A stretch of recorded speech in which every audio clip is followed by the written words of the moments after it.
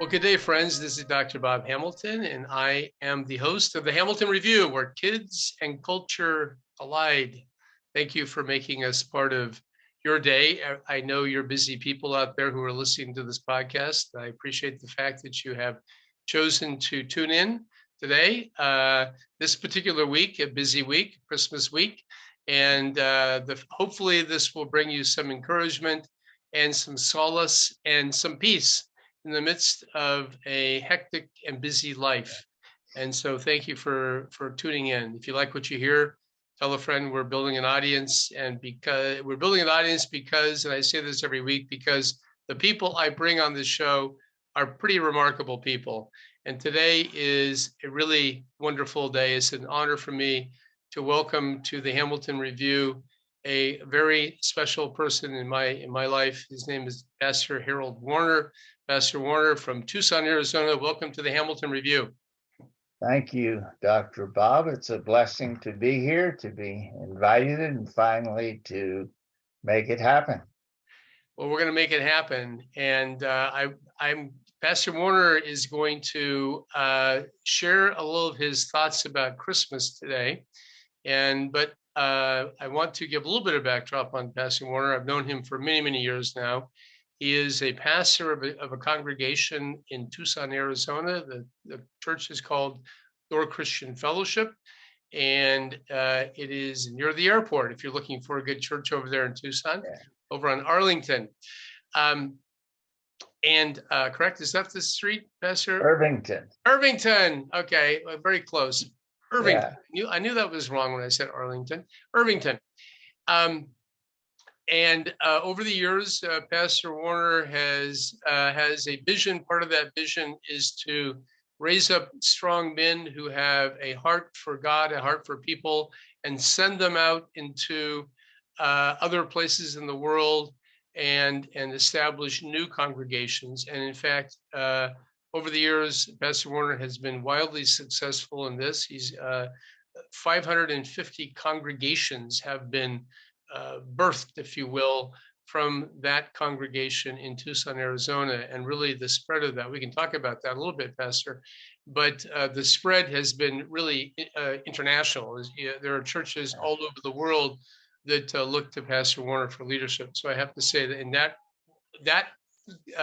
fact alone makes you a very remarkable man to me.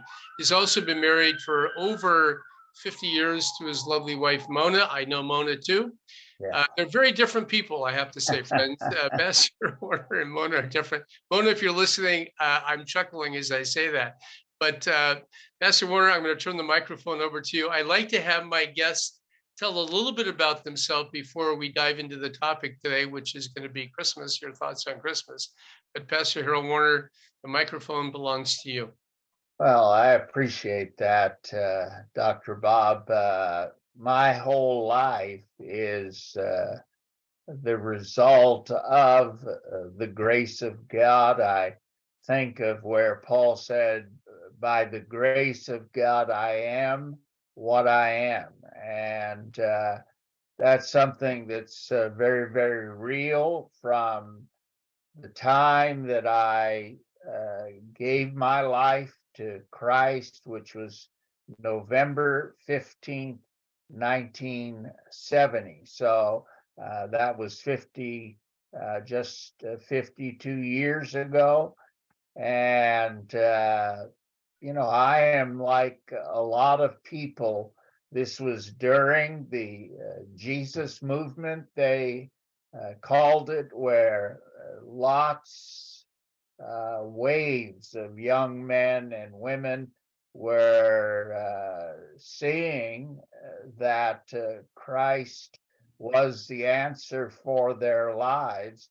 If you would have come to me prior and said that you'd be pastoring the same church for 50 years, for a half century, and that's what next year our theme is going to be, 50 years of celebrating and proclaiming the good news. So if you would have told me that I'd be pastoring that same church for a half century, I would have said, you're out of your mind. But the grace of God really did intersect my life and turned everything completely around. And so when I say that I am the product of the grace of God, I'm not just, this isn't just religious speak. I'm not just, trying to sound pastoral. I mean, that is so real to me that I am what I am because of God's grace and what He's continued to do over, a half century. I think that, one of the things that I love about about God and about Christianity in particular is this concept of redemption, where you're heading in a very, very bad direction, heading in a way that is going to ultimately lead to something bad's going to happen, either your addiction or some horrible thing. And that was kind of where, I guess you were heading, and all of us really are heading that way in our own little way. And you really did. That moment in November of 1970 was a moment of you making a 180 in your life. And I think that, one of the things that I think happens when people realize the cliff that they're walking towards, when they turn around, they kind of that sense of gratefulness and appreciation, and really just appreciate, just that sense of relief, I guess, is another way to put it, is something that when you look back, and certainly over 50 years, and I have the same thing too, when I look back and realize that 50 years has transpired between the time my wife and I got married, for example. Well, of course, when you're 20 years of age, in your 20s, you don't think about anything lasting 50 years at all. You can't conceive of that. But I love this concept of redemption. And certainly in your life, Pastor, that was a real, very real phenomenon. Yeah, think about, you live in Santa Monica, so obviously the connection is there geographically and more with Hollywood. Think about how many movies, how many television serials have that facet in them where they'll actually state everyone deserves a second chance. So they may not know it, but what they're talking about is what you just said. They're talking about redemption. And so it is something that resonates in the human heart that there is the potential to be different.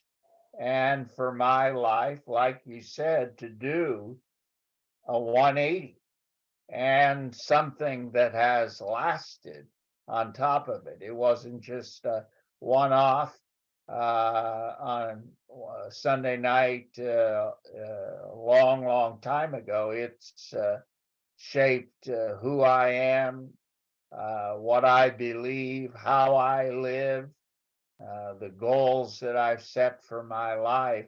It all comes back to that theme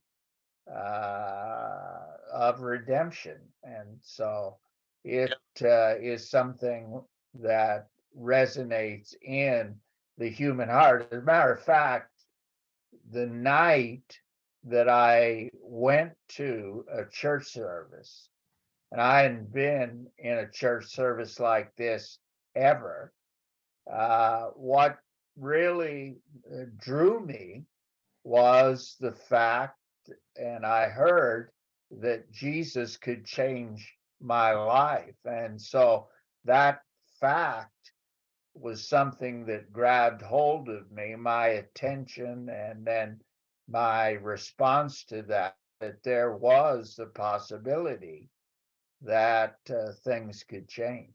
Yeah. Well, that clearly, knowing you and knowing the work and the people who have worked with you, I can tell you that this is not just some abstract concept. This is something that you apply yourself to every day. So, so you grew up in Massachusetts. Tell us a little bit about your backdrop there. Yeah, I was born and raised in Hingham, Massachusetts. Uh, Context: when I grew up, Hingham was just a regular town. I didn't think it was anything special. Since then, it's become somewhat posh. So it was in Hingham that the first Wahlburgers, so that Mark and Donnie and Paul, the Wahlburger family, they opened their first Wahlburgers in Hingham, Massachusetts, where I was born and raised. So we moved to Wilton, Connecticut every day. They commute from Wilton, Greenwich, New Canaan, all of that into New York City. And that's what my father did. And so in my sophomore year of high school is when we moved to Wilton. And then I graduated from Wilton High School in 1967 and went to the University of Connecticut. Really, I'm not sure why. In other words, I didn't have a real goal. It wasn't like I graduated from high school and my life path was very, very clear and I was going to pursue it. So I went to the University of Connecticut primarily to play ice hockey and did play for UConn for that. It turned out to be a semester because I had other problems, which was not going to class, which ultimately ended up in me flunking out of college, going full bore into the hippie lifestyle at the time, and everything associated with that was pretty much a part of my life, with the exception I didn't own a Volkswagen van with you know colorful paint job. I didn't have that kind of money, so I was more of a hitchhiker. And back, if you want to know how things have changed, Dr. Bob, people actually did stop and pick up hitchhikers all the time. Today, I don't know if anyone does anymore because am I picking up a serial killer or just somebody that needs a ride? So that's changed in our culture for Yeah, sure. no, listen, I was a hitchhiker too. I hitchhiked to college for a good year. Yeah, And I got rides. I mean, I made it through my college years for quite a while, yeah, uh, just hitchhiking. But I don't think people, I think if you're going to be, you could be, if you're relying on hitchhiking these days to make it to college, you are going to flunk out yeah, as well. yeah. So anyway, that was a different era, Pastor Warner, very different era. So, tell us, so Christmas, changing our subject and getting it to the topic of the day. Christmas for you is a special time, and for me too. Listen, I happen to be a big fan of Christmas. We as a family make it a big deal. We decorate the house. We have a beautiful dinners and what have you. And my wife Leslie really knocks herself out over Christmas. But I'd like to I'd like to have your take on this holiday because I know you've given lots of sermons and you've thought about Christmas and the birth of Christ a lot. So I'm Yeah. going to turn this microphone back over to you and have you kind of comment on that. Well, yes, after uh, 50 years, there are lots of Christmas sermons, etc. But the thing that really has, for me, defined this time of year, Christmas, is that probably for almost a decade, I've done what's called a Christmas reading. And so where that came from is I was in a church service, and somehow the mention of Christmas came up, and the thought in my mind, very clear impression, was tell the story. Yeah. And just as clear as can be, tell the story. So, I have journals, Christian magazines that have helps in there, like how to preach your best Christmas sermon ever, because there are people who struggle at this time of year, pastors, to come up with something fresh, something new. And my conviction was tell the story. In other words, I don't have to come up with something clever. I don't have to embellish. I have to just simply tell, like the song says, the old story. I would argue the greatest story ever told. And so, what my Christmas readings have involved is I'll give some alliteration here, is that they've involved the Christmas Christ. Obviously, Jesus is the center of Christmas. It's involved the Christmas characters, all the people associated with the story of Christmas, and then what I call Christmas concepts, concepts that are firmly rooted in that wonderful story of the birth of Christ. And so this means that I've employed drama. It's a dramatic reading. The only thing I lack is I don't have a James Earl Jones like voice. I do have volume, but that type of voice I don't have. But it involves the dramatic reading where I'm telling the story. It involves drama, which we've done every character relating to Christmas: Mary and Joseph, Zechariah, Elizabeth, Anna, Simeon. We've done dramatic segments on the animals. Jesus was born in a manger, in a stable. We did a takeoff with puppets on the animals that may have been present. And so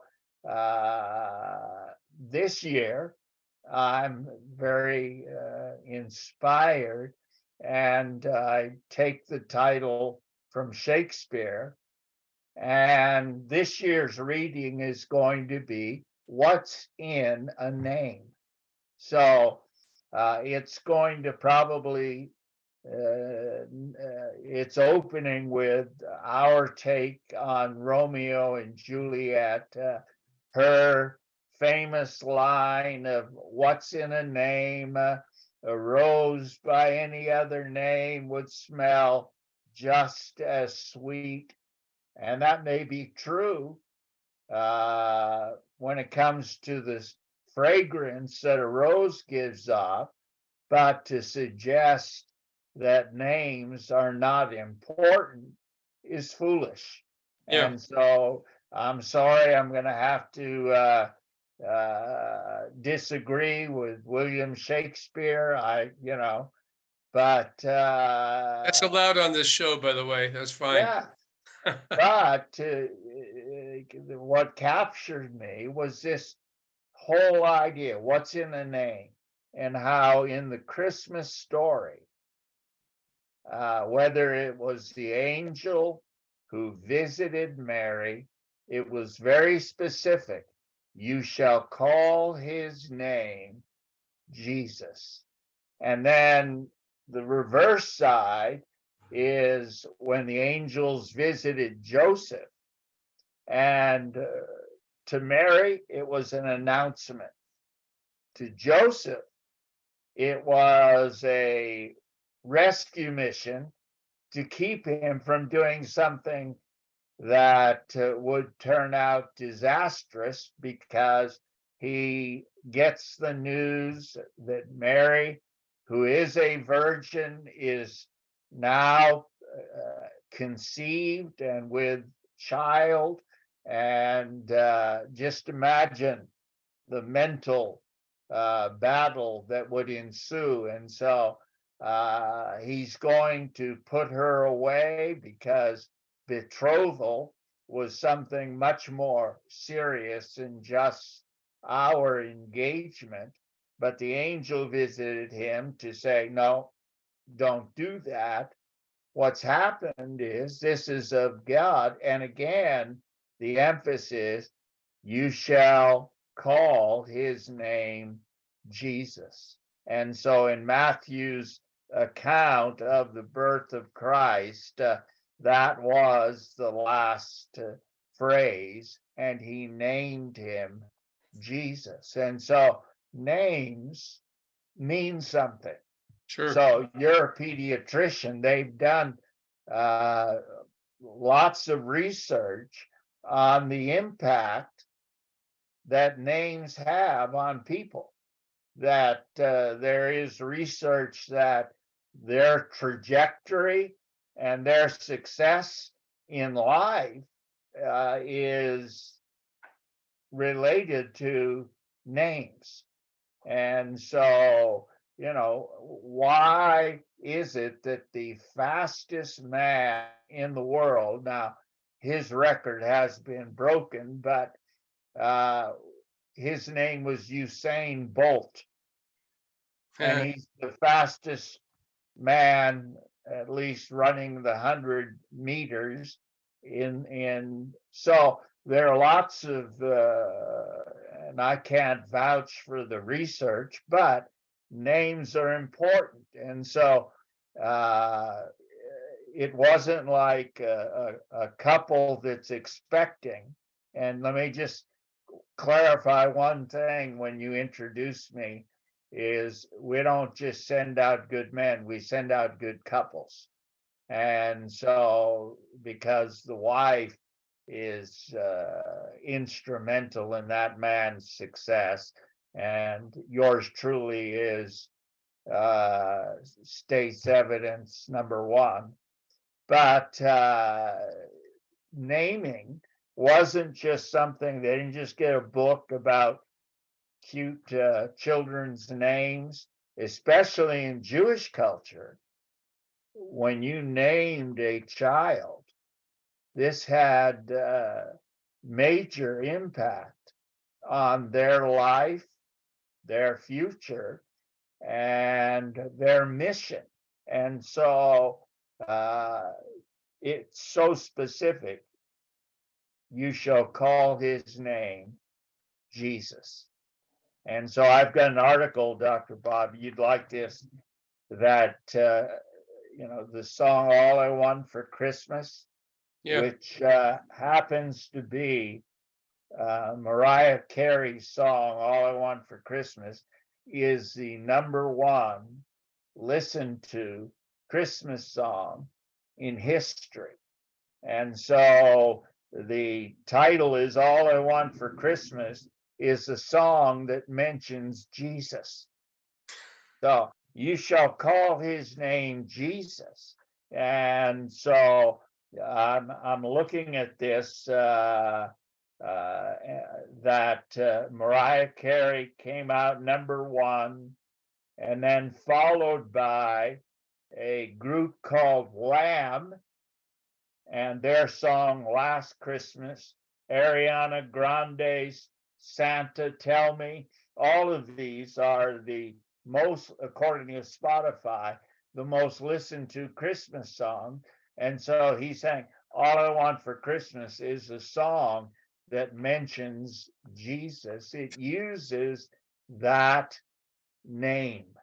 Well, And so,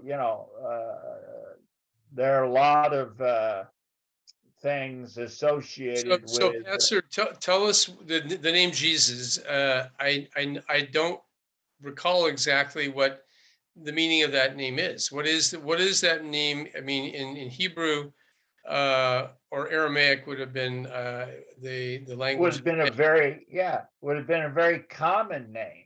Yeah, So no Jewish family is going to name their son Jesus for obvious reasons.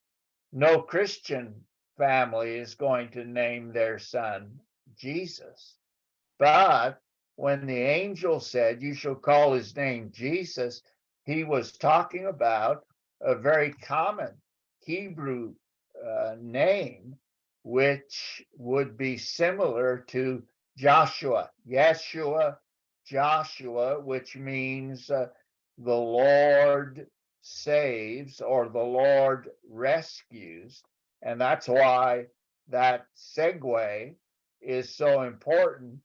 The angel said, "You shall call his name Jesus, for he shall save his people from their sins." So Joshua, Yeshua, the Lord that saves, the Lord that rescues.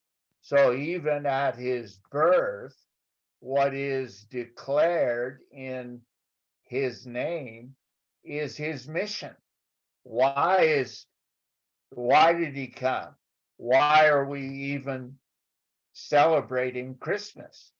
And you mentioned joy before we went live, but that's part of the great announcement: "I bring unto you glad tidings of great joy," not just little joy, great joy, yep. mega joy.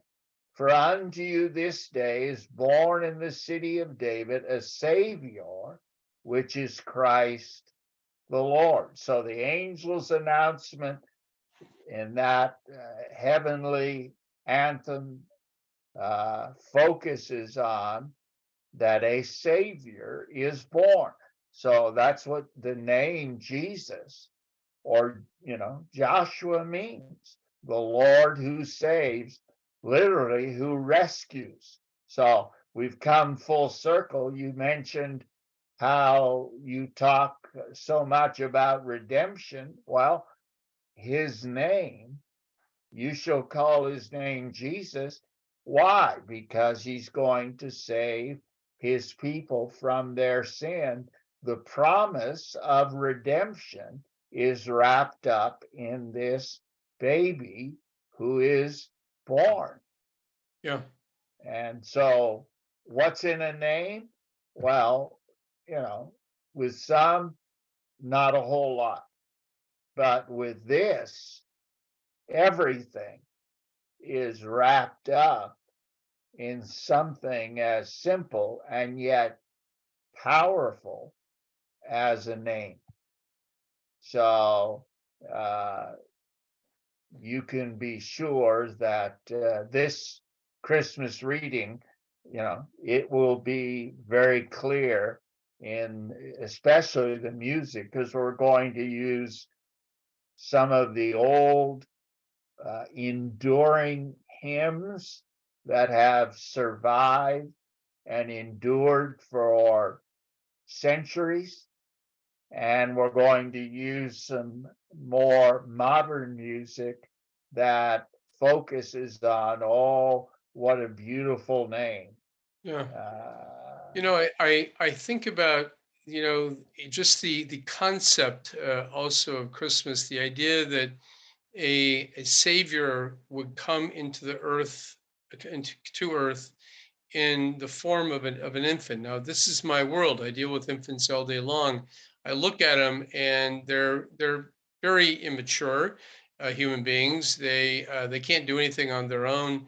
the fragility and the fact that they're so needy is such a amazing thing that Yeah. there would the God in his wisdom would choose to send his savior in this way. I marvel at that, and I Yeah. marvel at that because I see it so much every day. I see these little kids, and I look at them, and I joke to the parents. I go, "This kid is really needs to work on maturing and growing up. He's not he's very he's not quite there yet." And they look at me and they go, "He's a kid. He's a baby. He's an infant." I go, "I know that, but this kid needs a job," and so you know, but they the fact that this amazing phenomenon that and also in the obscurity of it all. I think about the fact that this child, listen, we're talking about we in the Christian world, we adore Christ as being the Savior, the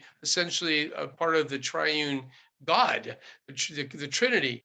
And the idea that he would be born in this backward way station, Bethlehem, not even in Jerusalem, but away from Jerusalem, not in the seat of power, literally in a manger, a very rank and raw, and very the world that he was born into was.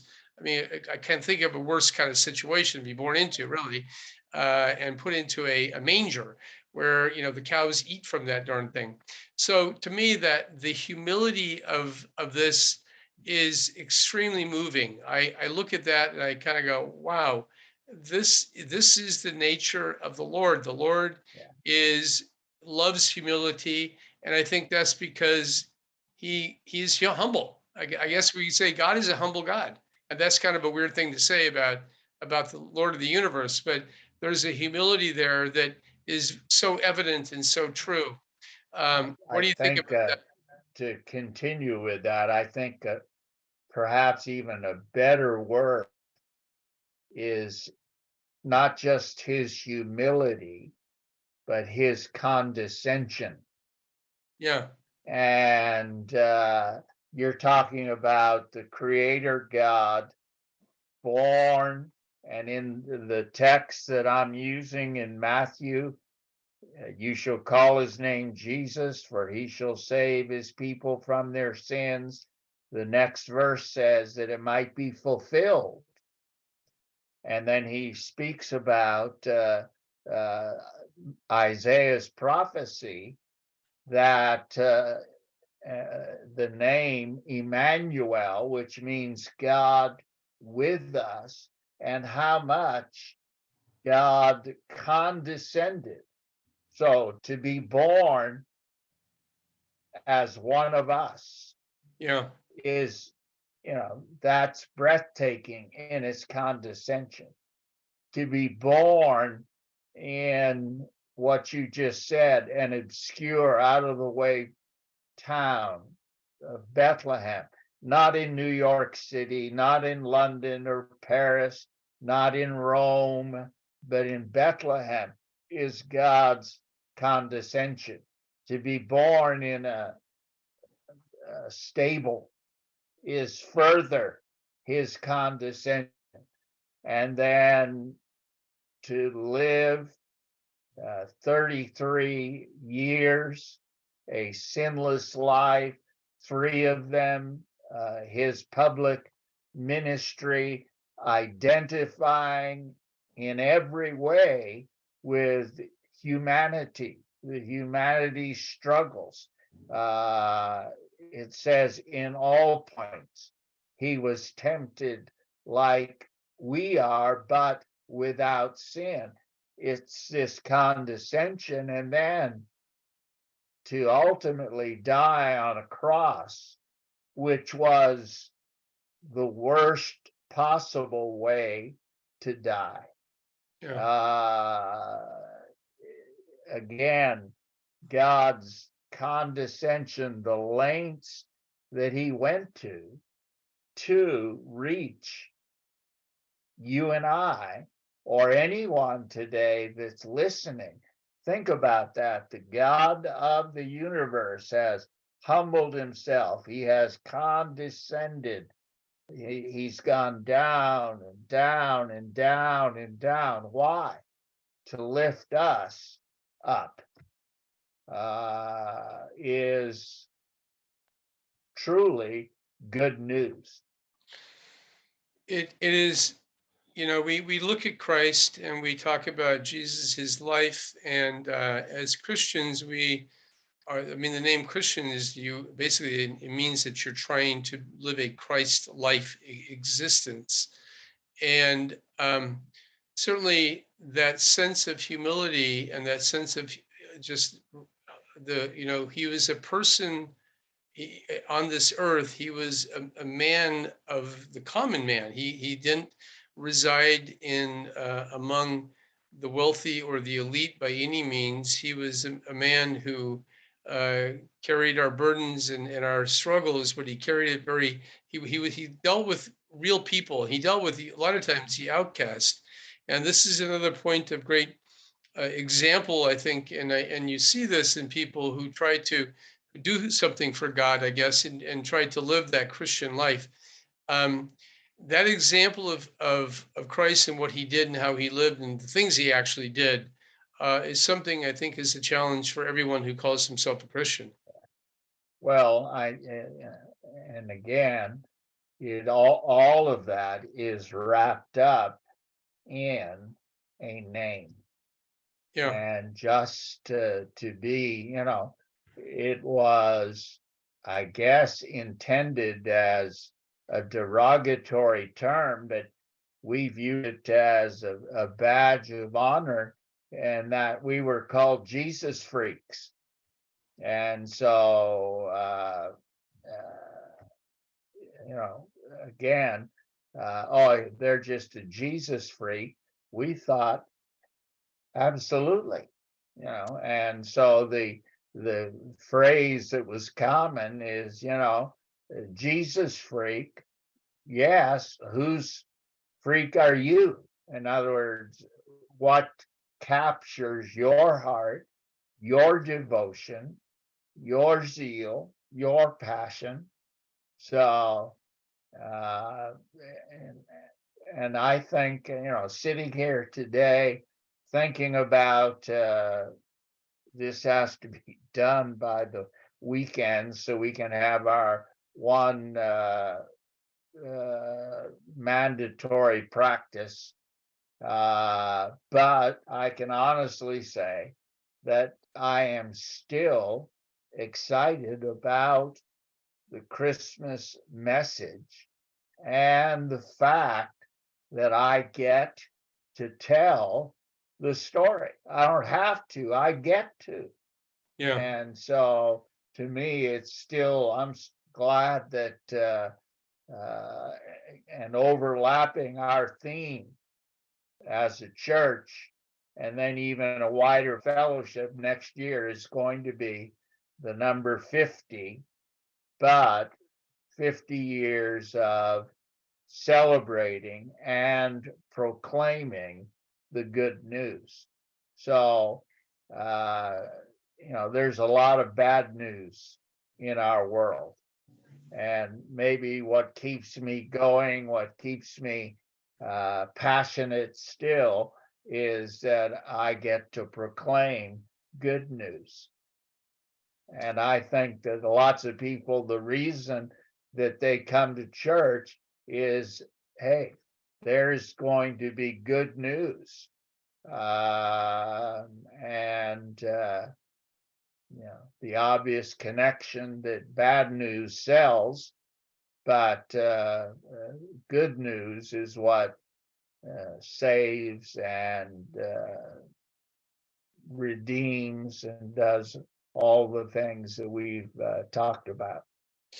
I think that's so true. I mean, we live in a 24 hour a day, 7 days a week news cycle. And if you turn on the news and watch it or you read the newspapers, my gosh, you can get overwhelmed by the negativity that is and the polarization and the anger and all the things that this group is fighting against that group. And this is a time just to turn it all off, look Yeah. up and thank God for the gift of Christmas. Thank God for the gift of Christ coming to this earth, and this is fabulous news. I certainly in my life, Pastor Warner, I grew up in a home that was a Christian home, but there was a point in my life where I too had to make that decision in my life to really say, am I going to be just a Christian because of my family had took me to church, or is this going to be who I am? And it was a very real moment in my life, very meaningful, I have to say, where I said, no, I am going to, this is me, this is who I want to be. I am going to do my best to accept and receive and try to live out a Christian life uh, as I know how to do. I don't know if anyone's really got it all down. I certainly have taken a lot of cues from you. And Oh, you're a yeah, pretty good example to me, so that's yeah, why you're on my show.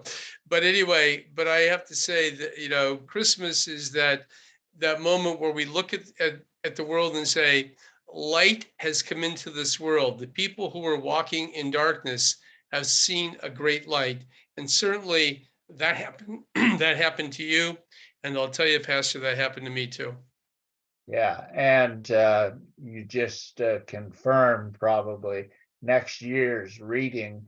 I took notes this morning is going to be that very scripture and the concept of light, that light has come into the world. And so uh, that's why, this is a great time of Yeah, year it's a busy time, but it's a great time of year. You mentioned all of the strife and all of the divisions. It reminds me, this is true story during World War One, which was just people being slaughtered. It was just horrible. Anyone who's read the history of World War One.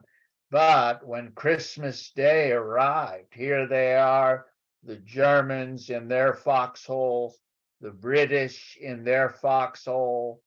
But on Christmas Day, the guns ceased, and they played soccer in that no man's land between the two trenches. They communicated with each other. Uh, Unfortunately, when Christmas was over, they went back to war.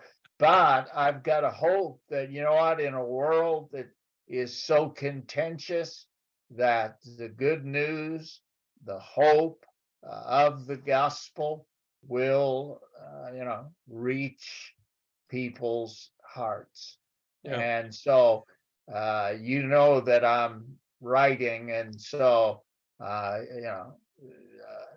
but my subtitle is Responding to Trauma with Hope, Purpose, Joy, and Courage. And a lot of times people don't associate courage with being a Christian. And in my case, it has to do with a whole lot of traumas lived through, etc. But one of the most courageous things, you talked about your own experience. One of the most courageous things that a person can do this Christmas right now is to admit, I need help. yeah, I need forgiveness. I need uh, a change in my life, the courage to admit that, to acknowledge that. And that's why the Beatitudes begin with, Blessed are the poor in spirit, for theirs is the kingdom of God. That the courage to admit, here is incredible good news, but I have to admit that I need that in my own life. So I would hope that anyone, Dr. Bob, listening this year, this Christmas, would say, you know what, I'm going to exercise the courage needed to admit those things about my life so that there can be a change. Say, that's a beautiful thing, and that's ultimately what it's all about. And I think that's a great note to finish up on, Pastor Warner, is that that's ultimately what I guess everybody has got to come and confront in their own life. Are we going to be, you know, courageous enough to admit that we are broken, that we need help, and that's hard for people. That's where that concept of humility comes in. Yeah. Talked about a little bit earlier. Well, listen, friends, you have been listening today to the Hamilton Review, where kids and culture collide. I wish all of you a very Merry Christmas. Uh, it's a wonderful time of the year, and it's been great spending some time, Pastor Warner, with you, hearing your thoughts. Very powerful. And by the way, how can people find you if they want to find Pastor Harold Warner? How do they find you out there? Yeah, the best way would be door, DOOR church.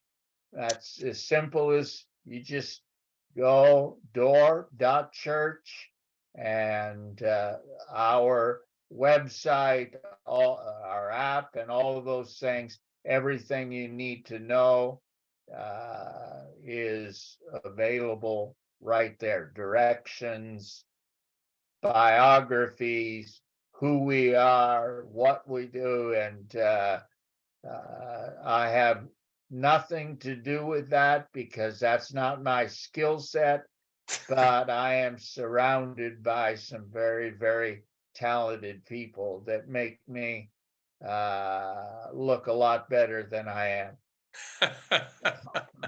Yeah, I have the same group of people around me, Pastor. Well, And listen, tell Leslie I said Merry Christmas. The idea, I've got a, you know, that well, a little hobby is cooking. And I've got to, full discovery is this year. I said, no, I'm not spending hours and hours cooking. And so we actually last night put in the order, and